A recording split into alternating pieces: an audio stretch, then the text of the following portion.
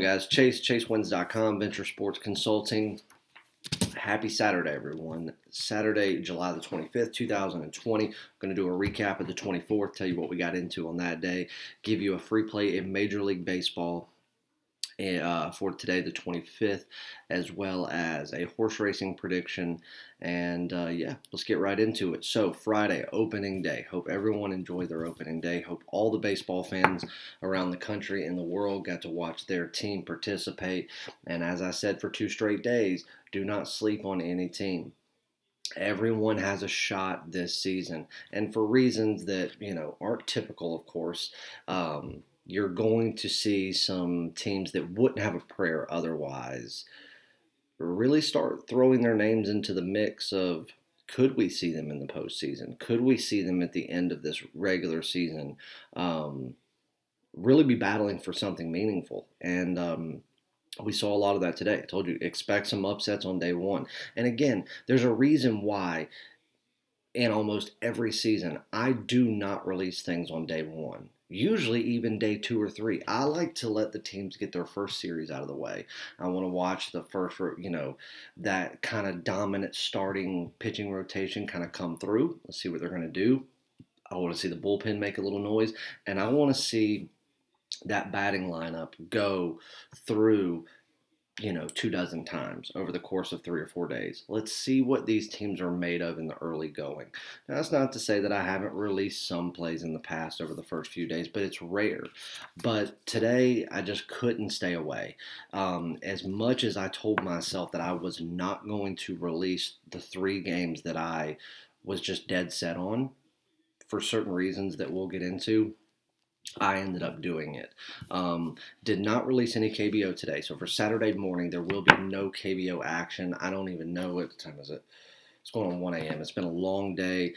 The Kia Tigers, I actually kind of like going into Saturday morning. The Dinos, I also kind of like, but it's nothing that I have my money on either one, and I did not release anything. I do think that we're going to see some pivotal things go down on Saturday, saying that the rain doesn't make any of these games not play. And I think we're going to get some true value to be able to play with on Sunday morning in the KBO. So stand by for that. But released MLB as well as horse racing on Friday. Los Alamitos racetrack had 7 races going on Friday night. We released selections in every one of the races. We kicked it off with, it was a great day in horse racing, a bunch of money made. We actually kicked it off with a plus 450 winner in race 1. It was a great day, ton of profit. I think there were 2 races, maybe 3 that we didn't cash on, but the other ones we were cashing at 250 and above. So great profit made. Another great day of horse racing. There will be horse racing for Saturday. I don't know to what extent yet. I know that he's heavy on Los Alamitos. He's looking into Gulfstream. He's looking into Tampa Bay Downs. He's looking into a multitude of tracks. So I know that there will be premium and possibly even top place selections in the horse racing for Saturday. And we will have possibly Major League Baseball. There's a few games. Right now I have 4 games in total circled that I really like, one of which I want to release now, but the line is not where it needs to be. The favorite is favored for good reason, and it's accurately favored, but the opposing team is getting no credit, and the pitcher deserves it, especially looking back at his stint against the team that he's facing. And I do believe that if any true knowledge comes in and plays this game and puts significant money on it, that this line is going to get down to a more accurate line that will pose even more value, and we'll be getting a gift. But so I'm going to wait on that game. We've got plenty of time. It's not anything that starts early. So we're going to wait and see. I'm going to reevaluate the card on Saturday morning, late in the morning, and we'll see what goes on, after that.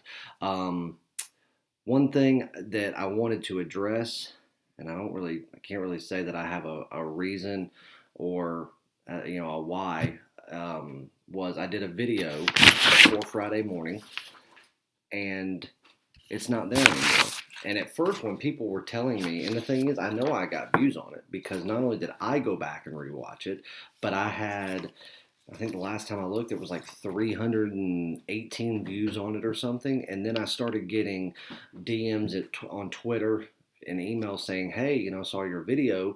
And I would click on it and it's not there. Some people say they were watching it and 2-3 minutes in, it would just, stop.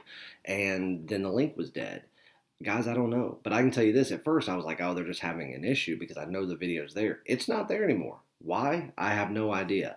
For the people that did get to watch it, there was there was a free play winner in there. But I don't know, guys. I've sent to tech support at YouTube wanting to know what happened, if it was something that I did, maybe something that I really don't know. So, I'm sorry.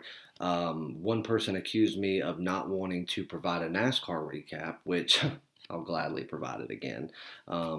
This person is not a client, but I don't know why they would think that I wouldn't want to recap a huge NASCAR winning day. So for whatever reason, let's go in. Let's do the NASCAR recap for Wednesday night. Or excuse me, for Thursday night, but then we'll get into Friday's recap, and then we'll jump on to some free info for Saturday. So NASCAR, the Superstart Batteries 400 at Kansas Motor Speedway Thursday night. There were 3 total picks head-to-head. Released by Patrick, our NASCAR expert, and then of course he had his race winner picks. He did not release any dark horses on that race, which usually he will have 1 to 2 of those where we put small money on them, but these are big long shots where he sees a lot of upside in value in plus 2,500s, 3,500, some plus 5,000. So even at the smallest of wagers, you can cash in big with them. But the head-to-head picks, we had 1 loss, going 2-1. The loser was Ryan Blaney over Martin Truex Jr. Blaney was laying 130. We did lose that. I think Truex came in 3rd or 4th.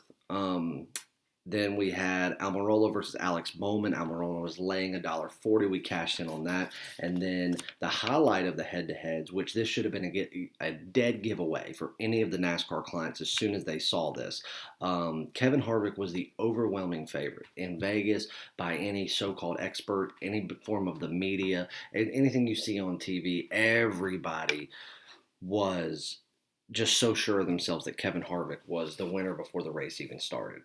Kevin Harvick wasn't even on Patrick's list. He did not even add him to the card. That should tell you something. There's not an expert on the face of the planet that wasn't not only playing Kevin Harvick, but Kevin Harvick was their top selection to win the race. He left Kevin Harvick completely off. Denny Hamlin versus Kevin Harvick in a head-to-head matchup. Denny Hamlin was getting plus 145. We took Denny Hamlin. That was a winner. So going 2-1 with a big dog winner there. So nice profit being made. And then Denny Hamlin was on his race winner selections at plus 700, 7-1 odds. That cashed. So yet another great NASCAR day. And I'll tell you this, NASCAR is usually $500 for the season. Most people that sign up for NASCAR, unless, because there have been 3 races so far this year that just didn't end well. One of them was just a bad race. Another one where we kind of broke even. And then we had Bristol, which out of 500 laps, our card led 498 full laps. It was said to be the best race anyone could have ever had. And then in literally the blink of an eye, 1 turn in the last quarter mile of the race, everything went to shit. And it turned the car bad. It happens. We have no control over it. But other than that, most people that sign up and buy a $500 NASCAR season have made their money back and turned profit in the first race, period. So it is the best investment that you could make as far as a small season. A small investment as far as the season goes. It's a long season. There's a ton of races, and it's a gold mine. So if you want it, he is going to extend the 50% off through the weekend. $250 gets you the entire NASCAR season, premium plays, top plays, race winners, dark horses, anything and everything out there. You get every single NASCAR pick you get for $250. That ends at midnight Eastern time on Sunday, so jump on that. Okay. Let's get into Major League Baseball for Friday. 3 plays. And to be honest with you, like I said, the reason that I ended up releasing these is because I wanted people to see the write-up and know where my head was at. The LA Dodgers on the run line. Stripling on the mound, going up. Gonzalez or not Gonzalez, excuse me. Tyler Anderson ended up switching pitchers. So when I first released everything, there was a pitching change with San Francisco, so it would have canceled out the bet. I went back, I sent out an email to all the clients, I changed it and said, listen, Anderson's going to be going. You can still play this game. I still like it just as much. I still see as much value in it, and I'm still on the game. So you can go back and remake that wager. It was another easy blowout winner by the Dodgers. And guys, where my head was at, and for anybody that wants to see these write-ups, you can send me an email. I'll send you the write-ups. I'm not going to sit here and read it off. They're out for blood. Dave Roberts made a very smart bullpen decision, and most people were wondering why. Why did he trump his pitching coach, his pitching manager, go over his head to not let him make that change on Thursday night? They're like, oh, well, Dave Roberts has got a big head. He's got this. And I said, no. If anybody goes back and looks through Stripling's career, usually when he pitches, he has a greyhound bust of relievers behind him because it's very, very unlikely that he's going to make it out of the fifth inning alive. Not saying he won't pitch well. He is just not a long pitcher. He does not go deep into games. He never has. I don't expect him to turn the corner and do that. But going into Friday, I thought, you know what? This is a very vulnerable lineup. And this is a lineup that just doesn't have a lot of power. I really think that he could go deeper than most people think. And now what Dave Roberts did was make a decision to make his bullpen even stronger for Friday, which he didn't really have to do. It just solidified that he was not going to go out there and take a chance in game two. He's out for blood. He's out for it every game. And they don't want to just win. They want to destroy. So it was an easy decision to lay the run line with the Dodgers yet again and take care of business. So it was an easy blowout. The second game was one that I didn't want to release because of it was too obvious, but I released the Astros on the run line. There was value with Verlander there. I gave my reasons, and I mean, anybody that would argue the fact that Verlander is valuable on most days is out of their mind. Gonzalez going up with Seattle, most people weren't looking and giving him credit where credit's due. He's a good pitcher. He really is. He's actually fared okay against the Astros, I guess in general stance. But if you truly look at the numbers at Minute Maid Park, he's not a success. And like I told everybody, the main reason I wanted to release the Astros was not just for the win. It was because people better not sleep on the Houston Astros. They are still the most well-rounded and talented team in the American League. They are more talented and well-rounded than the Yankees by far. They are more talented and well-rounded than the Red Sox, even when the Red Sox still had Mookie and David Price. They are more well-rounded than Oakland, than Tampa Bay. I mean, they are just still the best and most talented team in the American League. Their downfall in 2020, where they were going to have their hiccups, was the fact that they had to deal with fans being heckled night in and night out. It was going to be a freaking barn burner when they went to Oakland a few times this year, and we're going to be lucky to make it out of town without getting murdered. They don't have to deal with that now. What do they have to deal with? They have to go out there, play a game with no backlash from people sitting in the stands. They got off scot-free, in my opinion. Alex Bregman, had he had to deal with what was coming this year, I think that he would have ended up, he got a new manager. I think Bregman would be the one trying to find a new team, create a new identity for himself while he's still young enough to do so. Jose Altuve can go fuck himself. I think that he's a loser. I've never liked him, never had respect for him. He's still got some talent. I'm not going to say he's untalented, but he's going to stay with Houston because nobody's going to accept him with open arms. Correa, I think he can still be the leader of that team. Justin Verlander doesn't care. He wasn't the one sign stealing. He's still the best pitcher in baseball. He wants one more ring, and then he can hang it up after that. So it was an easy decision, but my main reason for releasing that was to make people read that write-up and know that if you sleep on the Houston Astros this year, they will destroy your bankroll. The Houston Astros, if I had my feet held to the fire right this moment and a gun to my head, forced to pick the World Series matchup for 2020, it would be the Houston Astros versus the Los Angeles Dodgers. period. I think Boston's got a chance.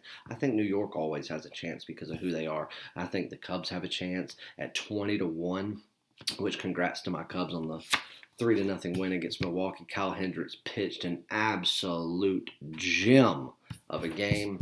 Woodruff, he was out of there quick. I think they went through 5 relievers, so whatever. Yelly didn't impress me, so congrats to my Cubbies there. But it was an easy win.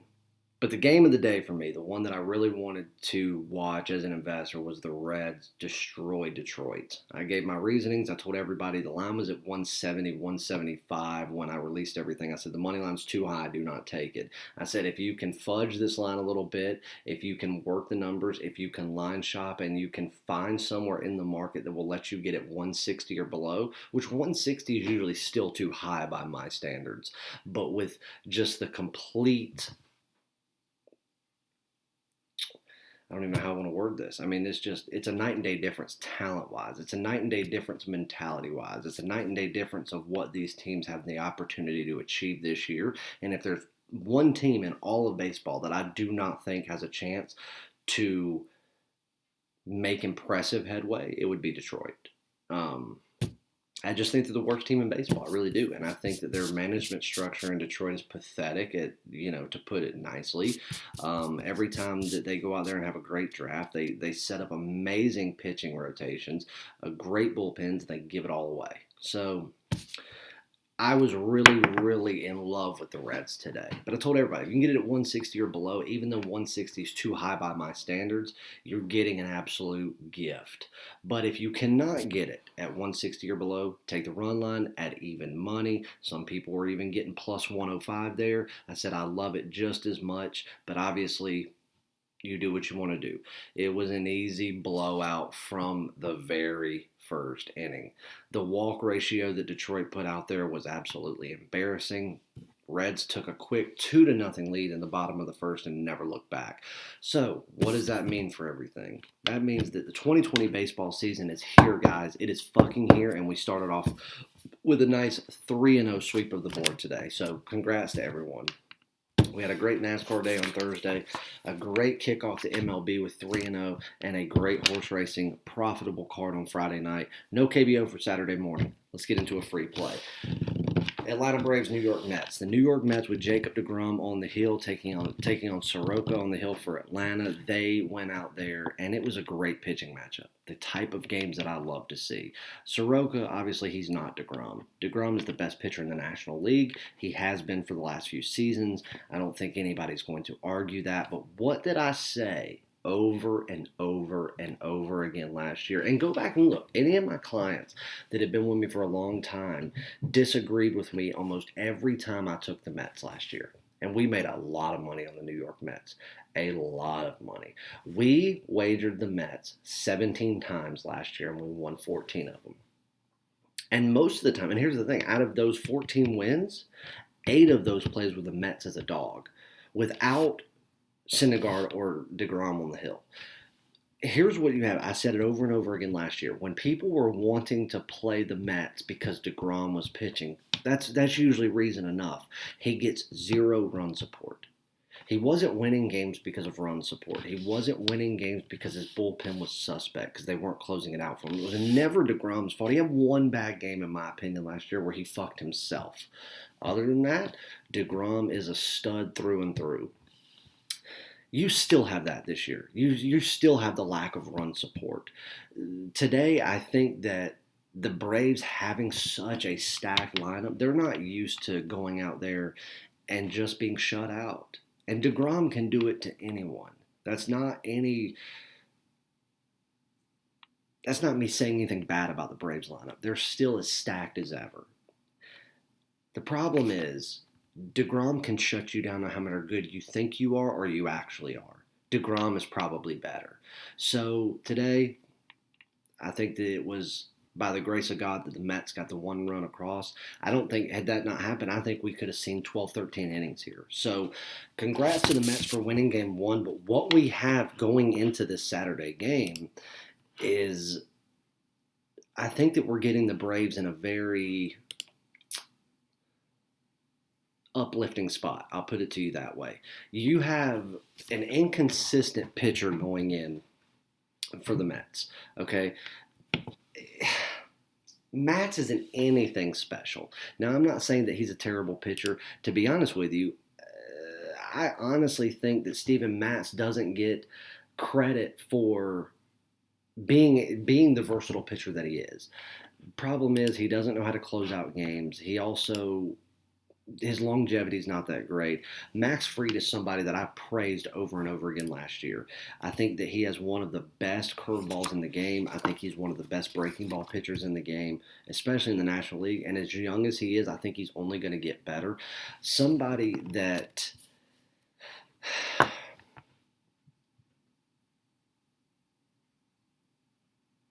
I don't even know how I want to word this. He's very predictable, but he can still catch you off guard. And there's only one other pitcher in baseball today that I think is as good at doing that, and that's Cole Hamels. Truth be told, Cole back in the day, with all of his years with the Phillies, if you go back and look, was the most predictable pitcher ever. But he had Randy Johnson syndrome. He would catch someone off guard with a pitch they knew that was coming. They could stand there, an elite batter, and say, I know he's throwing a four-seam fastball low and away. He does so, and they still get caught off guard. That right there is 1 in a million. That's what separates great pitching from elite pitching like Cole is. And I think the days of people paying Cole Hamels for his arm are over. I think that ended with the Cubs. The Braves did not bring Cole Hamels into that lineup for his arm. They brought it in for his mind and his experience because the Braves are so young. Max Fried included. Max Fried, with one of the best breaking balls in the game, a left-handed pitcher that can throw inside, outside, down, up, it doesn't matter. He will force those batters out of the box, having to take the bat long, which the Mets are not good at. Then I think with one of the deepest and most powerful lineups in all of the National League, getting completely silenced on day one, that's not going to sit well with them. I think they're going to come out and not be as cautious in game two. I think they're going to swing. And I think they're going to do it because they've got an inexperienced, somewhat vulnerable pitcher in Steven Matz, another lefty, that I think is going to throw them some inside breaking balls that they're going to capitalize on. And it would not surprise me to see multiple home runs by the Braves on Saturday, one of them being by people unexpected. I think that Max Fried can go deep into a game. The bullpen's set up perfectly for it. They did not overextend their pen on Friday night, which got to hand it to the manager. I'm not a fan of the Braves management system. I really thought they would overextend their bullpen to try to win what was such a close game in a pitching battle. They didn't do it.